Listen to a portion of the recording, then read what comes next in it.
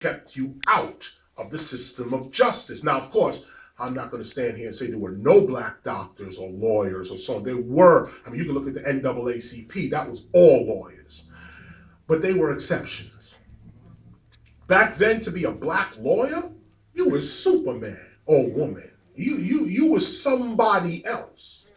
To be a black doctor, black politician like Shirley Chisholm, you were somebody else. You wasn't the average person walking around. These people overcame the odds and made their dreams come true. But the average person couldn't be what they wanted to be. And this is why I point this out when we get to Grandmaster Flash, because Grandmaster Flash was one of those people, keeping the history in line. Kool Herc was a car mechanic. Kool DJ Herc was a car mechanic. He couldn't find work as a car mechanic, so he picked up spray paint and started writing his name on the wall. Look at this. He's a car mechanic. He should be building and breaking down cars. Can't find no work, no support. So he is reduced to hip hop. Africa Bambaataa was a writer, community leader, probably should be working as a journalist, probably. Couldn't find no work, couldn't find no support.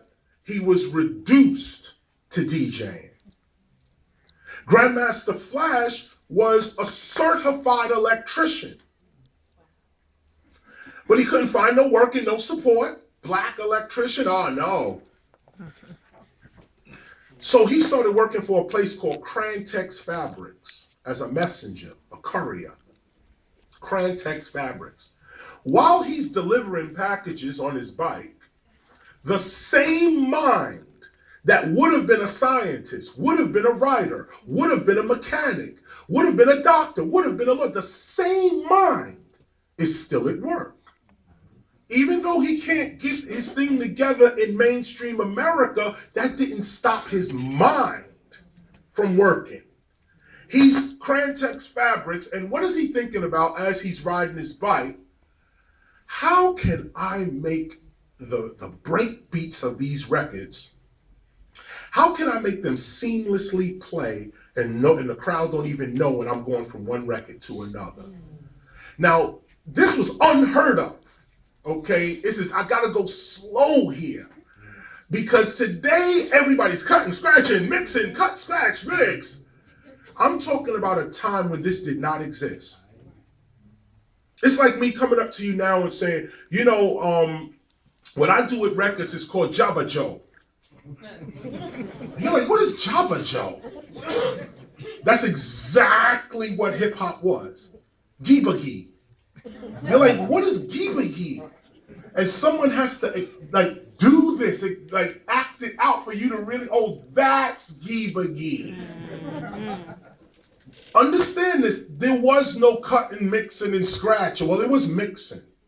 Actually, as the chronology goes, Kool Herc was doing a Jamaican style DJing, and that was picking up the needle on the record and dropping it back at the place you wanted it to be at. They were doing this in Jamaica. See, go back to history, cutting off stuff. They were doing this in Jamaica for like 20 years earlier.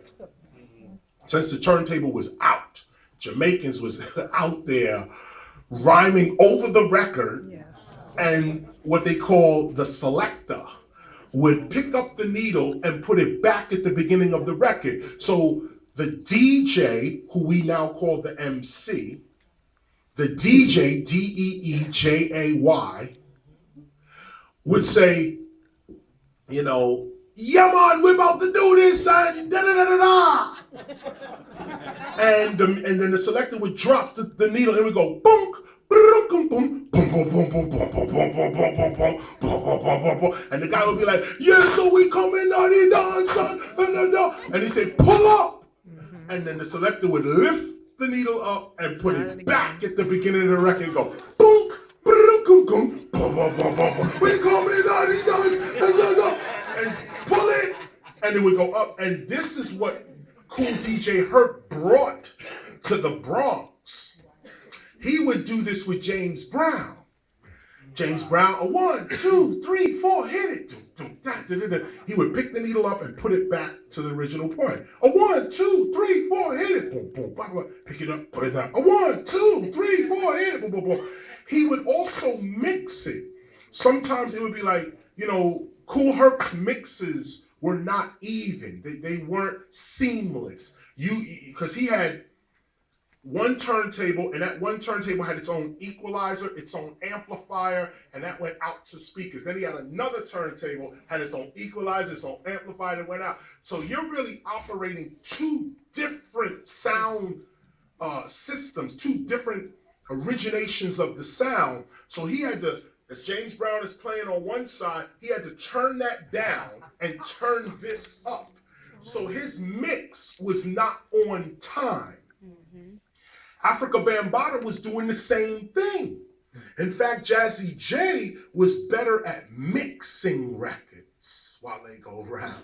Mixing records. He was good at mixing the record. So his mix seemed a little more in time. But still, the music would drop and sometimes it would be off. And the MC still had to keep the rhythm. Even if the music was off. So now back to Grandmaster Flash.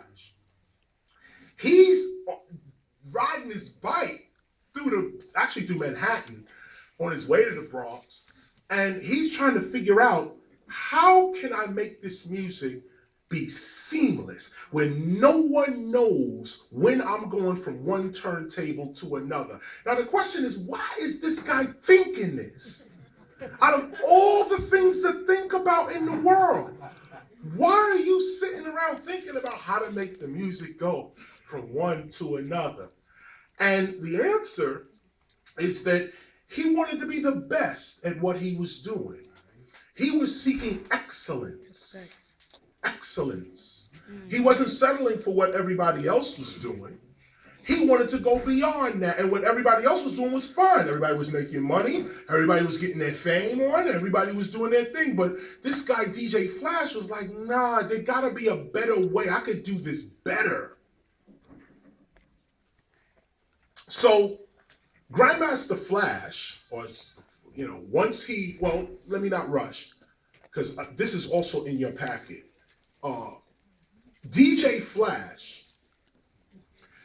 figures out, because he's a certified electrician, not because he's a DJ, because he's a certified electrician, he takes a mic toggle switch, a switch off and on. There's a thing on it, a little ball on the top. It was round, and you would click one side, and it would be off, and the other side was on, off, and you would use it to turn your microphones on and off. Being an electrician, he picked up one out of the garbage. Just have to slow down here. He couldn't afford the mixes of the day. There were mixes with crossfaders. There were mixes out, but they was too expensive. So because he was an electrician, he made his own. He's riding Crantex Fabrics, can't get a job as an electrician, so he picks up this mic toggle switch out the garbage, turns and rewires it so now on and off becomes right and left. He takes that little switch, connects two turntables to it, and the rest of it is history at that point. He now becomes DJ Flash. He goes from DJ Flash to Grandmaster Flash, because now what he was doing, no DJ, I can't even explain how weird and wild this looked to DJs who would turn down one turntable, turn up another turntable, put the record on, turn it, they're knobs, they're using knobs. This guy, DJ Flash, comes, hooks up his turntables, and he's going, good times, good times, good times, good. They're like, wow, how is he doing that? On time. On time. And after me, you should have Grandmaster Flash come here and talk. You should have him come, because I'm telling you directly from the foot of the master. I asked Flash how and why. What made you do it? And this is what he told me, straight out of his own mouth.